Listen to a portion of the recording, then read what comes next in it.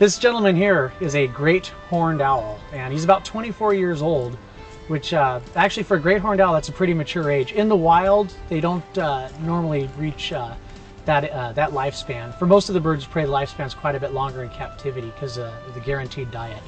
But he'd been working in the show for years and years, and he's a good example of where we get some of our birds of prey. The vast majority of raptors that we work with here are birds we've gotten in from rehabilitation centers. Basically, if an animal's found injured in the wild and they're luckily and hopefully found and taken to a rehabilitation center, if they determine that they're permanently disabled or non-releasable, for the animal, their options are usually fairly limited. So we're really proud of the fact that most of the birds we have are from rehab centers, because we still fly them. They get to get out and do their thing. His issues are somewhat subtle and some are a little more visible. One is that he's a particularly small great horned owl. Males are normally about that big, and female birds of prey are usually about 1/3 to 2/3 larger than the males. A female great horned owl can get up to about that size. So this fella here is a little on the petite side. Also, he has a little bit of stiffness in his right foot, a little bit of a joint disease, arthritic condition, which comes with the older age. But we've got him on a good diet. He gets glucosamine caplets for the joint disease, and he doesn't favor his foot at all. It doesn't bother him.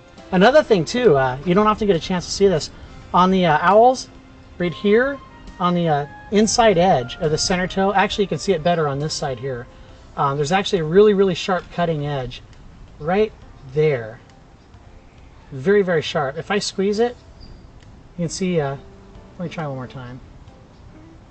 See that little crease it put in? It's so sharp, you can actually cut yourself on it.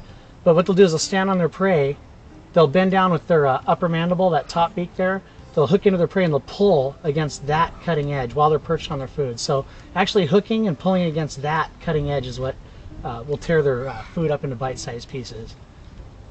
Of course, if it's something small like a mouse, he just swallows it whole. But if it's something large like a, oh gosh, a ground squirrel or a really, really big rat, they'll use that upper mandible, that curved top beak, and the sharp inside cutting edge on that center talon. And also a facial disc of feathers for picking up sound, large collection area for sound.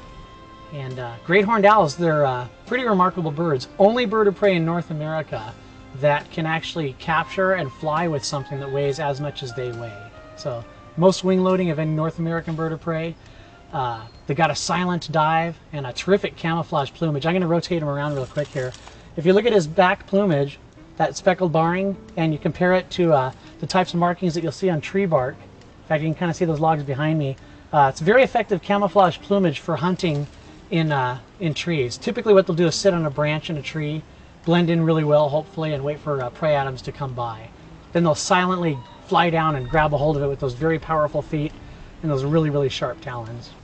And here's why they've got a silent dive. The leading edge of the primary wing feathers have extended barbs. You see that whole top edge right there? Instead of a sharp edge like you'll find on most birds of prey, those extended barbs, looks like a pocket comb, those break up the wind or generate microturbulence as wind cuts through the wings. So that reduces the amount of noise. So when these guys fly, or when they glide down to grab prey, the leading edge there softens up the air as it passes over, so they don't produce any noise at all. And I'll give you a little bit of a wing spread here, so you can see his beautiful plumage. He's just finishing up his molt this year. This has got a really, really nice plumage. Great horned owl. The name great, because of their size, they're a large owl, and horned is a reference to the feathered ear tufts on top of the head here. Not really horns, they're just feathers. And scientists figure that most likely those are for camouflage. Since the rest of his plumage is camouflage, most likely these feathered ear tufts will break up his outline and help him blend into his surroundings a little bit better. And what he's doing there is keep him cool. They don't perspire, so rather than cooling from the evaporation of moisture off the skin like humans do, they will orally thermoregulate or pant to evaporate moisture out of the throat. So on a warm day like today, this is how a fellow like Bucko here keeps cool. Silent, camouflage, excellent night vision, and really precise directional hearing, strong feet, sharp talons, very, very well designed bird. Bucko, a great horned owl from North America.